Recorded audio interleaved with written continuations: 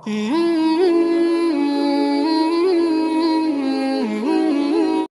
لیے کہ اللہ کی ذات عالی سے فائدہ اٹھانے کے لیے کائنات کا یقین نکلنا شرط ہے۔ اللہ کی ذات عالی سے فائدہ اٹھانے کے لیے کائنات کا یقین نکلنا شرط ہے۔ جن کے دلوں میں کائنات کا یقین ہوگا وہ یوں سمجھیں گے کہ جو کچھ کائنات میں ہوتا ہے کائنات سے ہوتا ہے، اور جن کا یقین اللہ کی ذات عالی پر ہوگا وہ یوں مطمئن رہیں گے کہ جو چیز اللہ کی طرف سے مجھے پہنچنے والی ہے وہ پہنچ کر رہے گی۔ کسی نقصان سے بچنے کے لیے تدبیر کرنا خلاف توکل نہیں ہے۔ لیکن جن کے دلوں میں واقعی ایمان اور اللہ کا تعلق ہوتا ہے نا، اللہ رب العزت ان کو خطرات کی طرف سے مطمئن فرما دیتے ہیں۔ زیادہ تدبیریں وہ لوگ کرتے ہیں یقین جن کا کمزور ہوتا ہے، زیادہ تدبیریں وہ کرتے ہیں جن کا یقین کمزور ہوتا ہے۔ جس کا یقین جتنا کمزور ہوگا وہ تدبیریں اتنی زیادہ کرے گا، اور جس کا یقین اللہ کی ذات پر جتنا زیادہ ہوگا وہ کچھ تدبیر کرنا کرے گا، کر لے گا، لیکن کبھی کبھی اللہ رب العزت اپنی ذات سے یقین اور امید کرنے والوں کو تدبیرات سے مستغنی بھی کر دیتے ہیں، تدبیرات سے مستغنی بھی کر دیتے ہیں۔ اللہ کی ذات عالی پر یقین رکھنے والے وہ تدبیرات سے استغنا کو تصور نہیں کر سکتے، وہ تدبیرات سے استغنا کو تصور ہی نہیں کر سکتے۔ اللہ کی ذات عالی پر یقین رکھنے والے وہ تدبیرات سے استغنا کو تصور بھی نہیں کر سکتے۔ وہ سمجھتے ہیں کہ تدابیر سے مستغنی نہیں ہو سکتے، حالانکہ اللہ تعالیٰ اپنے تعلق والوں کو تدابیر سے بھی مستغنی کر دیتے ہیں۔ اللہ اپنی ذات پر یقین رکھنے والوں کو تدابیر سے بھی مستغنی کر دیتے ہیں۔ اور کبھی کبھی انبیاء علیہ السلام بھی اس لیے تدابیر اختیار کرتے ہیں اور بھی تدابیر میں بعض مرتبہ ناکام بھی ہو جاتے ہیں۔ تدابیر میں انبیاء علیہ السلام ناکام بھی ہو جاتے ہیں، وہ اس لیے تاکہ دیکھنے والے یہ نہ سمجھیں کہ ان کے ہاتھ میں کچھ ہے۔ اللہ تعالیٰ انبیاء علیہ السلام کو ان کی تدابیر میں اپنے تعارف کے لیے بھی ناکام کرتے ہیں، اور ان کو ان کی بغیر تدابیر کے بھی کامیاب کرتے ہیں۔ دونوں طرح اللہ تعالیٰ ایک راستے سے اپنے تعارف کراتے ہیں کہ ہم کرنے والے ہیں، اور ایک راستے معجزات کے ذریعے انبیاء کا تعارف کراتے ہیں کہ ہماری طرف سے بھیجے ہوئے ہیں۔ اس لیے معجزات سے انبیاء کا تعارف ہوتا ہے، اور انبیاء علیہ السلام تدابیر میں ناکام ہوتے ہیں، وہاں اللہ تعالیٰ اپنا تعارف کراتے ہیں کہ کرنے والے اللہ ہیں۔ انبیاء علیہ السلام سارے جمع ہو کر بھی اپنی چاہت سے کسی ایک شخص کو ہدایت نہیں دے سکتے، تو دونوں رخ ہوتے ہیں انبیاء علیہ السلام کے ساتھ۔ ایک ایسا رخ ہوتا ہے جس سے لوگ سمجھتے ہیں کہ ان کے ساتھ غیبی نظام ہے، ایک وہ رخ ہوتا ہے جس میں انبیاء علیہ السلام پریشان ہوتے ہیں، اس سے لوگ سمجھ لیتے ہیں کہ نہیں، کرنے والی ذات اللہ کی ہے۔ تو اللہ کی ذات عالی پر جس حضور اکرم صلی اللہ علیہ وسلم توکل فرماتے تھے،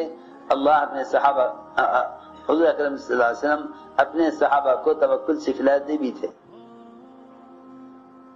صحابہ کو توکل دیکھو، یاد رکھنا، توکل کے سیکھنے کا سب سے آسان راستہ یہ ہے کہ مخلوق سے سوال کرنا حرام کر لو۔ مخلوق سے جتنا زیادہ استغنا ہوگا اتنا توکل پیدا ہوگا، اتنا توکل، جتنا مخلوق سے استغنا ہوگا اتنا توکل پیدا ہوگا۔ تو جتنا بھی اللہ کے غیر سے امید رکھی جائے گی اتنا ہی یقین بگڑتا جائے گا، اتنا یقین بگڑتا جائے گا جتنا اللہ کے غیر سے۔ اس لیے جو چیز اللہ تعالیٰ کی طرف سے آنی مقدر ہو جائے اس پر راضی ہو جاؤ، اس پر راضی ہو جاؤ۔ پیش آنے والے حوادث کا کسی کو الزام دینا یہ بھی اللہ سے تعلق کی کمی ہے۔ نہیں، اللہ تعالیٰ نے یوں چاہا تھا، یوں ہو گیا، اللہ چاہتے تو یوں نہ ہوتا، کیونکہ اللہ نے چاہا تھا اس لیے ایسا ہو گیا۔ جب بھی عائشہ رضی اللہ عنہ کسی بات کے بارے میں فرماتی کہ اگر یوں نہ ہوتا تو یوں ہو جاتا، آپ اے عائشہ اگر تو نے ایسا کہا تو تو نے شیطان کا دروازہ کھول دیا، یہ نہ کہو کہ یوں ہوتا تو یوں ہو جاتا، فرماتے کہ اگر اللہ چاہتے ایسا ہونا تو ایسا ہو جاتا، جب اللہ نے نہیں چاہا تو ایسا نہیں ہوا۔ یہ علی ابن مرہ کہتے ہیں کہ علی رضی اللہ تعالی عنہ رات کو نکلے مسجد کی طرف، مسجد میں نوافل پڑھنے کے لیے۔ ہم نے دیکھا کہ علی اکیلے ہیں، کہیں دشمن حملہ نہ کر دے یا کوئی بات پیش نہ آ جائے، ہم ان کی حراست کے لیے، نگرانی کے لیے، چوکیداری کے لیے بیٹھ گئے۔ جب آپ فارغ ہوئے جماعت سے تو ہمارے پاس آئے، فرمایا کیوں بیٹھے ہو؟ ہم نے کہا کہ ہم آپ کی حفاظت کے لیے بیٹھے ہیں۔ فرمایا کہ یہ تو بتلاؤ کہ آسمان والوں سے حفاظت کے لیے بیٹھے ہو یہ زمین والوں سے حفاظت کے لیے بیٹھے ہو؟ حفاظت کس سے کرنا چاہتے؟ آسمان والوں سے یا زمین والوں سے؟ وہ ظاہر بات ہے کہ آسمان والوں سے کون حفاظت کر سکتا ہے؟ ہم نے کہا کہ نہیں جی، آسمان والوں سے کیا حفاظت کریں گے ہم تو زمین والوں سے حفاظت کرنے کے لیے آئے ہیں۔ فرمایا کہ زمین پر اس وقت تک کوئی چھوٹے سے چھوٹا امر بھی پیش نہیں آتا جب تک اس کا آسمان میں فیصلہ نہ ہو جائے۔ زمین پر کوئی چھوٹے سے چھوٹا امر پیش نہیں آتا جب تک اس کا آسمان میں فیصلہ نہ ہو جائے، اور ہر شخص پر اللہ تعالی کی طرف سے 2 فرشتے ہر وقت اس کے ساتھ ہیں جو اس کے اوپر سے ہر آنے والی بلا کو دور کرتے ہیں اور روکتے ہیں اور جو حفاظت کرتے ہیں، یہاں تک کہ جب اللہ تعالی کی طرف سے کسی چیز کا آنا مقدر ہو جاتا ہے تو یہ دونوں فرشتے اس کو چھوڑ کر الگ ہو جاتے ہیں اور اس کے اور تقدیر کے درمیان سے نکل جاتے ہیں۔ اور اللہ تعالی کی طرف سے میرے پاس تو ایک مضبوط ڈھال ہے، اور وہ ڈھال کیا ہے کہ وہ ڈھال میرا وقت ہے، جب وقت آ جائے گا تو یہ ڈھال مجھ سے ہٹا دی جائے گی۔ اور فرمایا کہ کوئی شخص اس وقت تک ایمان کا مزہ چکھ نہیں سکتا یہاں تک کہ وہ اس کا یقین کر لے کہ جو چیز کو پیش آئی ہے وہ اس سے چوکنے والی نہیں تھی، اور جو اس سے چوک گئی ہے وہ اس کو ملنے والی نہیں تھی۔ اور قتادہ فرماتے ہیں حضرت قتادہ رضی اللہ تعالی عنہ کہ آخری رات جو علی پر آئی ہے وہ اس رات میں بے چین اور پریشان پھر رہے تھے۔ گھر والوں کو ان کی اس کیفیت سے شک ہوا تو آپس میں گھر والے چپ کے باتیں کرنے لگے، یہاں تک کہ سب نے اکٹھا ہو کر حضرت علی سے درخواست کی اور ان کو اللہ کا واسطہ دیا کہ آپ اپنے حفاظت کی فکر کریں۔ فرمایا کہ ہر بندے کے اوپر اللہ کی طرف سے 2 فرشتے ہر وقت اس کی حفاظت کے لیے اللہ کی طرف سے متعین ہیں جب تک اس کا اللہ کی طرف سے ہی فیصلہ نہ ہو جائے، اور جب اللہ کی طرف سے تقدیر کا لکھا ہوا آ جاتا ہے تو وہ فرشتے اس کے اور تقدیر کے درمیان سے ہٹ جاتے ہیں۔ چنانچہ حضرت علی نکلے مسیح کی طرف اور حضرت علی کو شہید کر دیا گیا۔ قبیلہ مراد کا تھا قاتل۔ حضرت علی رضی اللہ تعالیٰ اپنے قاتل کو دیکھ کر فرمایا کرتے تھے، قبیلہ مراد کا تھا قاتل، آپ اس کو دیکھ کر فرمایا کرتے تھے، پہچانتے تھے اس کو پہچانتے تھے۔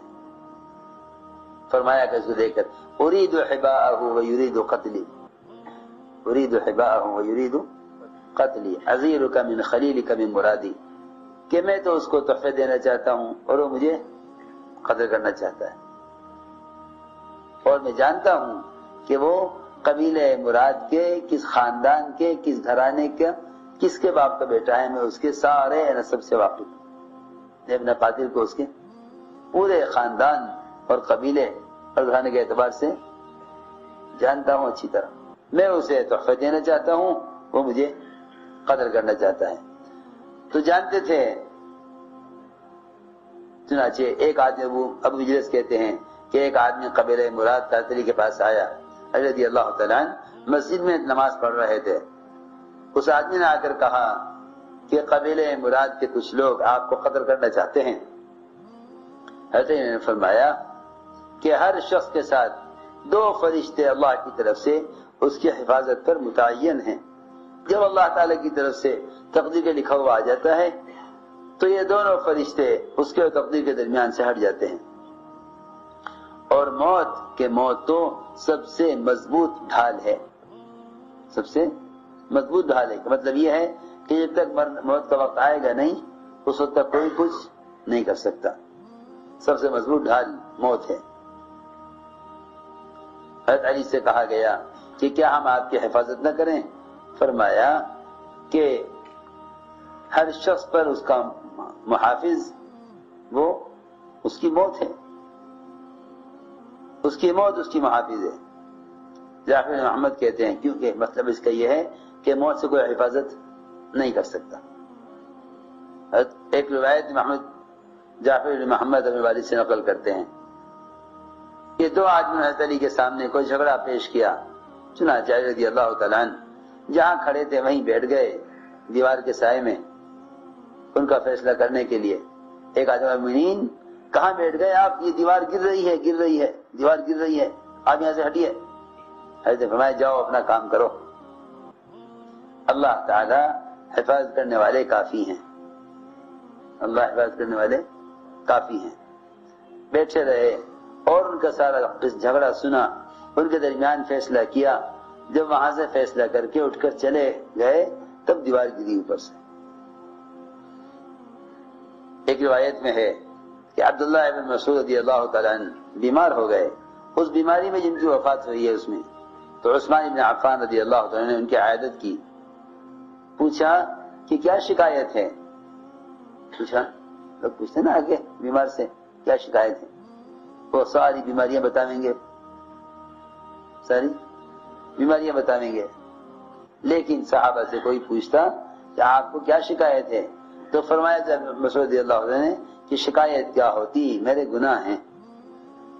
مجھے کیا شکایت ہے؟ فرمایا میرے گناہ ہیں۔ فرمایا آپ کیا چاہتے ہیں؟ فرمایا اپنے رب کی رحمت چاہتا ہوں۔ عیادت کرنے والوں نے کہا کہ ہم ڈاکٹر کو لے کے آئیں جو آپ کا علاج کرے۔ فرمایا ڈاکٹر نے ہی تو بیمار کیا ہے۔ کیا مطلب ہے اس کا؟